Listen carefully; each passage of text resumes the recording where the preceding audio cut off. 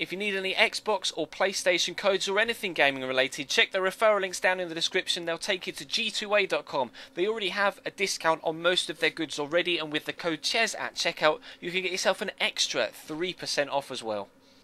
Hey guys, how's it going? Chez back again and welcome to episode number 171 of the Career Mode Road to Glory here on FIFA 15 with the final two games today before the January transfer window, so we'll try and pick up as many points as we can to perhaps be in as high a position as possible to be able to entice new players to come to our club. But we start with an away game against Stoke City in the snow. Not the best of conditions to play a side like Stoke, but obviously, under Mark Hughes, they have tended to play better football rather than the stereotypical rugby style of football they played under Tony Pulis. So, obviously, we'll try and do our best to get as good a result as we possibly can. Starting a bit of a rotation side, though, because of fixture congestion, etc. on the way in towards the January transfer window. We actually don't have that busy a January, because obviously last year we were involved in the semi-finals of the Capital One Cup, and we had obviously an extra 2 games in the month of January. This month, though, we have just 4 league games, I think, plus obviously an FA Cup tie.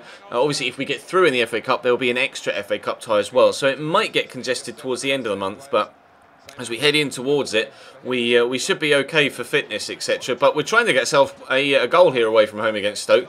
And to this point, I just haven't been able to find a way to get the ball past the goalkeeper, or, for that matter, I've been able to get it on target, as you saw Callum Wilson break through there. They picked the ball up here, though. The man Wheeler flicks it over, well, nobody really, but gets it back to Berkeland, into Turner, around the corner to Alabi. Don't know who that guy is, Alabi, but that was a good save by Hutchinson. Almost kind of knocked it back towards his goal there, though, as he was getting up, and that would have been pretty embarrassing if he'd have dived down well to make the save, and then on the way up just kind of kneed it into the back of the net, which is something he's done this season already. It was a defender, wasn't it? Ended up shinning the ball into the back of the net after it dropped free. That was a ridiculous own goal to concede earlier on in the season, but we're pushing on here into the second half. Ivar's going to whip in a great ball here, and it can't score. Just cannot score. Another good header from Callum Wilson, but comes back off the post. That's the closest either side have come to a goal to this point in the game. Stoke are still coming forward, though. Chances at either end, as you might expect in conditions like this. Neither side able to really defend properly. I thought Callum Wilson was offside there, but I, played to the whistle. I kept sprinting, and in the end, no whistle came until the ball was already over the goal line into the back of the net to say that it's time for a kick-off because you've just scored to go 1-0 up. I could have sworn Callum Wilson was offside there, but I will take it. And then came the calamitous own goal that almost came earlier on. I can't even begin to explain that. The defender, Wolongwa, has blocked it with his foot, although the ball has gone through his foot as he's tried to block it. Then both defenders have tried to clear it as the goalkeeper comes back and tries to smash it clear himself. Ends up bumping off Wolongwa, the defender, and the ball just trickles into the back of the net anyway. Yeah, 1-1. What a wonderful own goal. Ivas, though, whips another devilish ball in. The last one was headed onto the post by Callum Wilson. This time, though, aiming for Callum Wilson, it was actually Robert Huth who scores an own goal this time. So own goals at either end. Both pretty embarrassing own goals, although, to be fair, ours was probably even more so. Huth had to get something on that at the very least, though, because Callum Wilson was clearly going to be on the end of the cross regardless.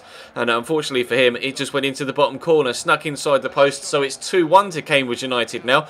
Brilliant feat from Wheeler there to get it around the defender, and Stoker on the edge of the box with Breck Shea here, but we pick it off them with Wolongwa, who obviously was involved in our own goal earlier on, and the precision and the placement on that pass to Callum Wilson was ridiculously good for a centre-back that's only 72 rated.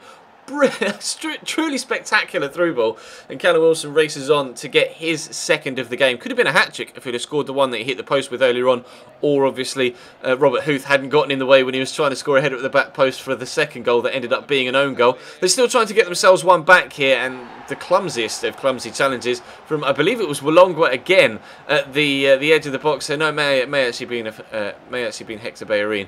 I apologise, but that guy was a little bit over the top with his tumble to the ground. Gets caught there, and then whoop, front flip, complete front flip. It was a foul. It was a clumsy challenge, and Eric Peters is going to get the chance from the spot, but it's straight down the middle and make it 3-2. The CPU have actually gone down the middle with the majority of their penalties recently, and I keep diving out of the way of them. It's really frustrating, but you know damn well that the next time the CPU gets a pen, I'll stay down the middle and they'll put it into the corner. So it's a catch-22 really, but we do get 3 points from that one, fortunately, away from home against Stoke. It was end-to-end in the first half, but nobody could find the breakthrough, and then when one goal came, 4 others tumbled behind it, so we ended up with a 3-2 second half. So we head into the next game at home this time against Reading, but again, unfortunately, in the snow. But we're starting a stronger lineup here. This is obviously my first team now, although Sadio Mane is starting on the right-hand side in place of Alvaro Vidillo. Although, to be fair, Vidillo's been out injured for a while. Mane is actually 80 rated, and Alvaro Vidillo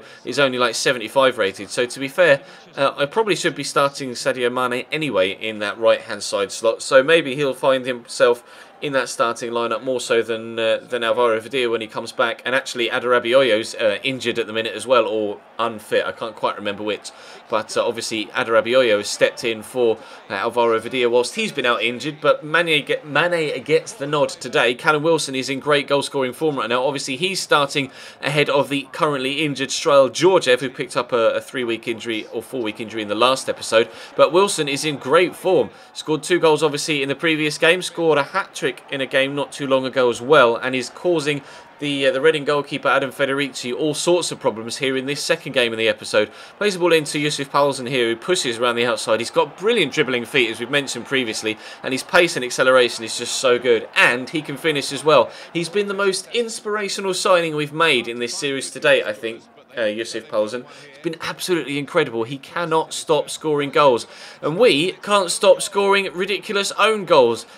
Hutchinson, again, for the second time this season, jumps with a defender from a corner and ends up knocking the ball into the back of his own net. It was off his hand earlier on in the season. This time, hits him square in the face and goes into the back of the net. I'm quite concerned about the way that our goalkeeper... Last year, he was inconsistent, but at least made some good saves. This year's making good saves, but he's making even more mistakes despite being better rated. So I'm really considering making a goalkeeper signing in the upcoming January transfer window, whether it be an out-and-out signing or signing someone on a pre-contract to perhaps give Hutchinson a loan deal and get him out to try and get some first-team football elsewhere so that he can grow and come back to me a better keeper. But Sadio Mane goes on a really nice run here. Lovely feet to get around one defender. Beautiful Ronaldo chop inside the second.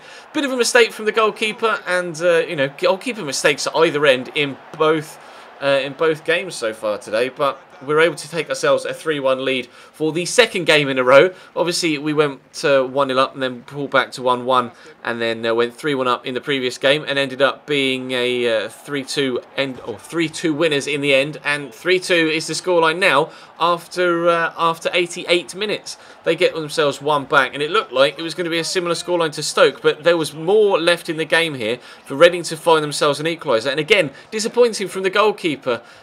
He should not be being beaten at his near post like that. There's no excuse for it. So we do actually end up getting the 3-2 victory for 2 games in a row, but I'm really concerned about the form of Marcus Hutchinson, and I probably will be looking into it in the January transfer window, if not at the very least in the next summer transfer window, if there are other players available in this window that we might like to sign in other positions. But we are exactly halfway through the season right now, and we are exactly on 41 points with Chelsea, although their goal difference is 3 better than ours. We've scored more goals, but we've also conceded considerably more goals as well. Actually, we've conceded more goals than anyone, down to 8th. So it's definitely a worry with the goalkeeper, because the defence has been pretty solid, although obviously my defending has been pretty shoddy, but that's me, not the players involved. So we'll try and improve over the next half of the season. Although, to be fair, I'm quite happy with finishing second this year, to be completely honest. The minimum expectation this season is Champions League football for next year, which will probably be the final season of the series.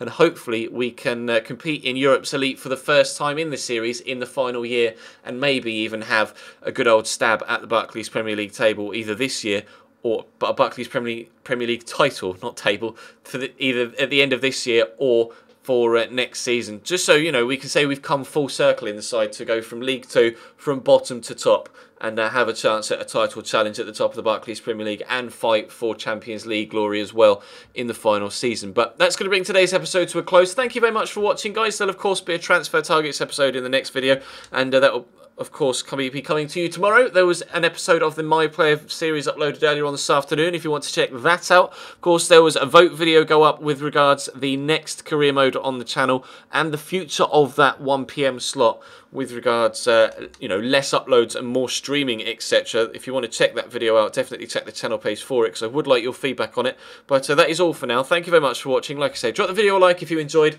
subscribe if you haven't already, check everything else out on the channel that you may have missed, and I'll see you next time.